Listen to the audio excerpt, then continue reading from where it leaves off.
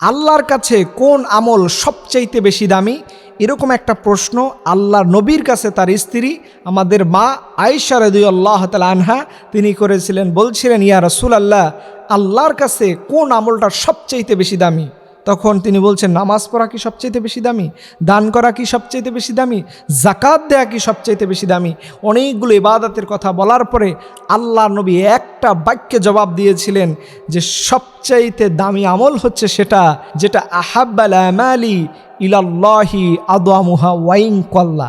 আল্লাহর কাছে ওই আমলটাই সবচাইতে বেশি দামি, যেই আমলটা অল্প পরিমাণ বাট নিয়মিত করা হয়।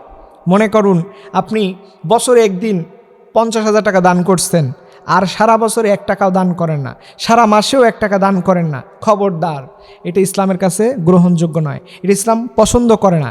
এর জন্য আল্লাহ নবী বলছেন, আহাব্বাল আমালি ইলাল্লাহি আদওয়ামুহা ওয়াইন কাল্লা, যে অল্প আমল বাট এটা পরিমাণে নিয়মিত, অল্প পরিমাণ হলেও এটা নিয়মিত করা হয়।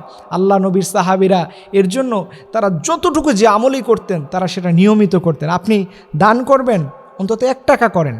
আপনি দান না করতে পারলে আপনার টেনশন থাকবে, আজকে আমি দান করতে পারি নাই। এরকম টেন্ডেন্সি আমার মধ্যে আপনার মধ্যে থাকা দরকার আছে। আপনি নামাজ পড়েন, মাঝে মধ্যে কিছু নফল নামাজের অভ্যাস করবেন, মাঝে মধ্যে কিছু দরুদের আমল করবেন, মাঝে মধ্যে ইস্তেগফারের আমল করবেন। এটা নির্দিষ্ট একটা সময় আপনি করে ফেলবেন।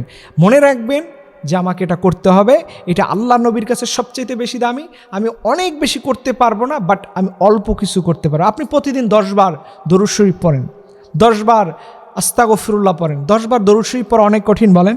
আপনি পড়বেন আল্লাহুম্মা সাল্লি আলা সাইয়্যিদিনা মুহাম্মাদিন নাবিয়্যিল উম্মি ওয়া আলিহি ওয়া সাল্লাম, বা আল্লাহুম্মা সাল্লি আলা সাইয়্যিদিনা মুহাম্মাদ সাল্লাল্লাহু আলাইহি সাল্লাম। এইভাবে করে আপনি 10 বার দরুদ পড়তে পারেন। কতটুকু সময় লাগে? আপনি পড়তে পারেন আস্তাগফিরুল্লাহ, আবার এর চাইতে একটু বড় আছে আস্তাগফিরুল্লাহ হাল্লাযী লা ইলাহা ইল্লা হুয়াল হাইয়ুল কাইয়্যুম ওয়া আতুবু ইলাইহি লা হাওলা ওয়া লা কুওয়াতা ইল্লা বিল্লাহিল আলিয়্যিল আযীম। এটা পড়তে পারেন। এই যে কত সহজ করে আল্লাহ রব্বুল আলামিনের হাবিব আমাদেরকে বলেছেন তোমরা নিয়মিত করো, বাট অল্প হোক, কোনো সমস্যা নাই। এর জন্য আমাদের মনে রাখতে হবে আমরা নিয়মিত আমল করব, এবং যেই আমলটা আল্লাহর কাছে সবচেয়ে বেশি পছন্দের হয় সেটি হচ্ছে যে ওই আমল যে আমলটা নিয়মিত করা হয়। এখন নিয়মিত আমল আপনি কিভাবে করবেন?